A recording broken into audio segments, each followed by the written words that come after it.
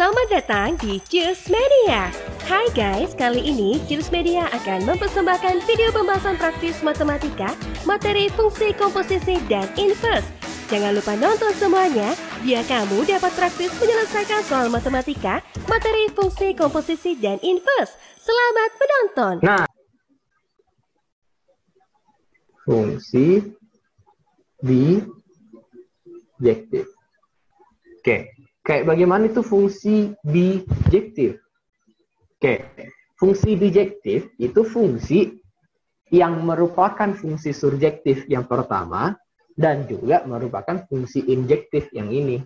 Oke, jadi dia gabungan dari dua jenis fungsi sebelumnya. Nah, jadi ini campuran istilahnya. Oke, jadi fungsi yang pertama kan surjektif, fungsi kedua injektif. Nah, fungsi yang ketiga ini itu merupakan gabungan, jadi fungsi dinamakan bijektif kalau dia memenuhi syarat fungsi surjektif, baik itu into, out, maupun onto, dan juga merupakan fungsi injektif. Oke? Kayak gitu, nah. Oke, misalkan, kita tulis dulu pengertiannya, nah. Jadi fungsi bijektif itu fungsi yang termasuk ke fungsi surjektif dan fungsi injektif. Oke, jadi di sini bukan atau dan, jadi harus dia memenuhi surjektif dan juga dia merupakan fungsi injektif. Jadi harus termasuk dua-duanya baru dinamakan sebagai fungsi bi. Nah, bijektif. Bi itu kan dua. Oke. Oke, contohnya kayak bagaimana? Jadi kita campur. Nah, kita campur aturan pertama sama aturan yang kedua. Oke. Kayak bagaimana itu? Misalkan contohnya seperti ini. Jadi misalkan di sini A. Oke, di sini A, di sini B. Nah, contoh yang ini juga sebenarnya termasuk nih. Nah, contoh ini termasuk nih fungsi bijektif. Oke, kita ambil contoh ulang lagi. Nah, A, B, C. 1 dengan A termasuk 2B, 3C. Ini menentukan domain dan range.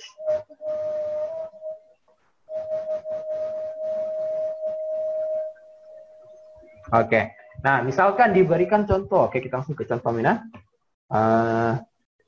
Jika A itu himpunannya 1, 2, 3, 4, 5. Oke. Dan B A seperti yang sederhana saja, nah A, B, C, D dengan E. Terus fungsi dari A ke B itu kita tulis, jadi fungsi itu kan berpasangan A ke B, A ke B. Nah, jadi kita kasih pasangannya dalam bentuk koordinat, kayak koordinat kartesius X, Y. Itu kan pasangan dari X sama Y. Nah, ini kita pasangannya A dengan B. Misalkan 1 dengan A, oke, 2 dengan A, 3 dengan B, 4 dengan C. Nah, kalau cuma ini yang dikasih, betul tidak ini fungsi? 1 dengan A, 2 dengan A, 3 dengan B, 4 dengan C. Nah, betul tidak ini fungsi kalau cuma ini yang dikasih? Nah, kalau cuma ini yang dikasih, ini belum fungsi. Nah, atau bukan fungsi. Kenapa? Karena kan domainnya itu kan A. Asalnya kan itu A. Oke. A itu ada angka 1, angka 2, angka 3, angka 4, angka 5. Berarti ini 5 angka harus punya pasangan. 1 pasangan dengan A, 2 pasangan dengan A, 3 pasangan dengan B, 4 pasangan dengan C, 5 tidak punya pasangan. Nah, karena 5 tidak punya pasangan, berarti ini bukan fungsi. Nah, belum fungsi namanya ini. Makanya kita harus pasangkan juga 5 dengan apa. Jadi misalkan 5 dengan C juga. Oke, kelihatan Ji? Oke, nah. Jadi 1 dengan A, 2 dengan A, 3 dengan B, 4 dengan C, 5 dengan C. Oke, nah sekarang kalau sudah diberikan seperti ini, tentukan apa domainnya dan apa range-nya. Oke, apa domainnya, apa range-nya. Nah, domainnya jelas sekali. Jadi domainnya ya 1, 2, 3, 4, 5. Nah, oke. Jadi domain yang dinamakan domain itu ya A. Oke, jadi 1, 2, 3, 4 sama 5. Sedangkan range-nya, range-nya apa? Range-nya itu bagian dari B, oke, yang punya pasangan dari A. Berarti cara lihatnya di mana? Cara lihatnya di susunannya ini. Ini A kecil punya pasangan, yaitu A sama 1. Berarti kita tulis A kecil. Nah, berarti A kecil masuk ke dalam range. Terus ini 2 sama A, berarti A kecil lagi. Nah, jangan tulis lagi A kecil. Nah, cukup 1 kali saja ditulis. Oke, walaupun sama-sama pasangan dengan A, cukup tulis 1 kali saja. Jangan tulis A, A. Oke, 3 dengan B, oh berarti B juga masuk ke dalam range. Oke, 4 sama C, oh berarti C juga masuk ke dalam range. 5 sama C, oh C juga masuk. Nah, ini kan sudah ada. Tidak usah ditulis lagi. Oke, berarti ditutup nih. Jadi domainnya itu 1, 2, 3, 4, 5, sedangkan range-nya itu A, B, sama C. Oke, bisa? Masih gampang sekali, ya kan? Oke. Oke deh, ya. Selanjutnya. Oke, misalkan contoh berikutnya. Nah, jika fungsi, ya, kita akan kasih himpunannya. Nah, fungsi dari A ke B itu sama dengan minus 2,5. Oke. 4,1, 2,5, 0,2, min 1,1, apa lagi? 1,3, 3,7. Nah, sekarang tentukan domainnya apa, range-nya apa. Nah, oke, domain dulu. Nah, domainnya apa-apa saja. Domain. Apa-apa saja yang masuk ke dalam domain dari fungsi A menuju B. Oke, jadi kalau dibilang fungsi A menuju B, berarti kan yang ini semua, jadi yang pertama itu sebagai asalnya, nah, yang kedua itu sebagai tujuannya atau kawannya. Oke, ya, sekarang tinggal ambil ini semua, berarti asalnya itu ada yang minus 2, ada yang 4, ada 2, ada 0, min 1, 1 sama 3. Oke, atau bisa disusun ulang, ada minus 2 yang paling kecil, ada minus 1, ada 0, 1, 2, ada 2, 3, 4. Ada lagi? 1, 2, 3, 4, 5, 6, 7. 1, 2, 3, 4, 5, 6, 7. Oke. Berarti cuma ini. Nah, jadi domainnya minus 2, minus 1, 0, 1, 2, 3, 4. Bagaimana dengan range-nya? Range-nya berarti bagaimana? Berarti di sini ada 5. Oke, ada 1. Ada 5 lagi, ada 2, ada 1, ada 3, ada 7. Nah, susun ini lagi. Paling kecil tadi berapa? 1 ya. Oke. Ada 1, ada 2, ada 3, 4. Tidak ada. 5 ada. Apa lagi? 7. Ini kita. Oke, jadi cuma ada 5 angka. Nah. Oke, bisa? Oke deh. Nah. Oke, jadi Tommy menentukan yang mana dibilang domain. Domain itu daerah asal. Range itu daerah kawan. Daerah hasil. Nah, daerah hasil. Oke, range. Oke. Nah, sekarang bagaimana kalau yang disuruh cari domain dengan range dari fungsi fx. Misalkan fx sama dengan x tambah 3, fx sama dengan x kuadrat tambah 5x kurang berapa, atau fx sama dengan akar dari, atau fx sama dengan bentuk pecahan, dan seterusnya. Oke? Nah, bagaimana cara menentukan domain sama range-nya? Oke, pertama kita menentukan domain dulu, nah. Untuk menentukan domain. Oke, menentukan domain dari fungsi fx. Menentukan domain dari fungsi fx. Nah, untuk menentukan domain dari fungsi fx, caranya tentukan dulu fx-nya itu termasuk ke dalam bentuk apa. Nah, tentukan dulu fx-nya itu masuk ke dalam bentuk apa. Oke? Nah, bagaimana caranya menentukan fx-nya masuk ke dalam bentuk apa? Nah, jadi tinggal lihat nih bentuknya. Memangnya ada berapa bentuk? Jadi ada bentuk pertama, kalau fx-nya termasuk ke dalam bentuk polinomial. Nah, polinomial itu artinya x-nya berpangkat saja. Tidak ada embel-embel lain. Nah, misalkan 3x pangkat 2, 5x pangkat 3, tambah 2x pangkat 2, tambah 10x kurang 5. Nah, kalau dia cuma ada x berpangkat saja, walaupun teman-temannya juga x berpangkat, maka dia termasuk ke bentuk polinomial. Artinya tidak ada bentuk pecahannya, tidak ada bentuk akarnya, logaritmanya tidak ada, x-nya bukan berada di pangkat, oke? Jadi bukan yang pangkat x yang kayak eksponen. Nah, jadi dia betul-betul cuma 5 atau ada koefisien variabel berpangkat, oke? Jadi variabelnya yang berpangkat, oke? Itu namanya bentuk polinomial. Nah, untuk bentuk polinomial, cara menentukan domainnya, oke? Itu paling gampang, karena domain dari f-nya, kita singkatnya df, domain dari fungsinya, itu sama dengan langsung saja x elemen bilangan real. Oke, langsung saja x elemen bilangan real. Oke, tidak perlu dicari, tidak ada perhitungan apa-apa. Jadi begitu lihat dia fungsi polinomial saja, langsung x elemen real, selesai. Nah, x elemen real selesai. Tidak ada hitung-hitung apa-apa. Oke.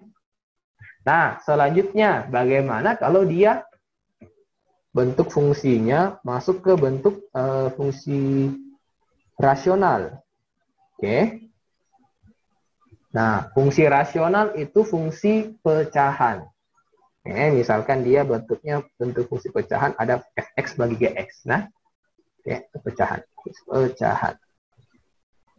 Oke. Nah, bagaimana kalau ada fungsinya yang bentuk pecahan fx bagi gx? Kita tulis bedanya. Nah, fx bagi gx.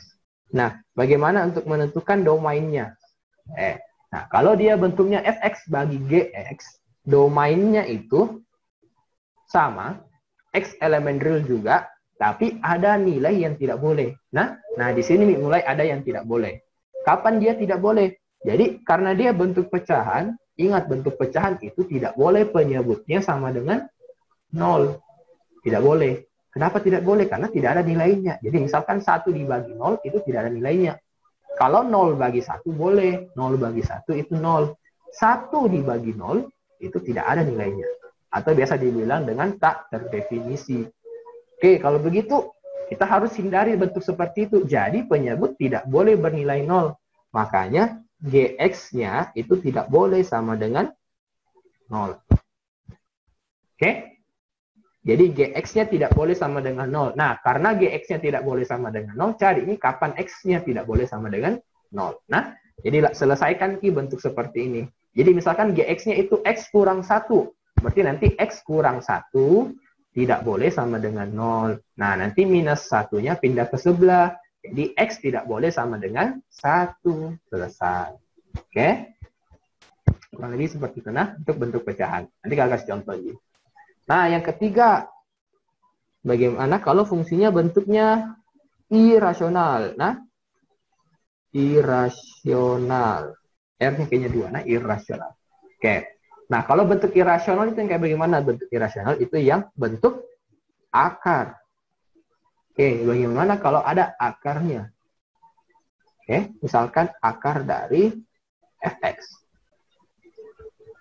Oke, kalau dia ada bentuk akarnya, jadi akar dari fx, maka untuk menentukan domainnya, itu tinggal nilai atau fungsi dalam akarnya, berarti kan di sini fx, itu harus lebih besar sama dengan 0.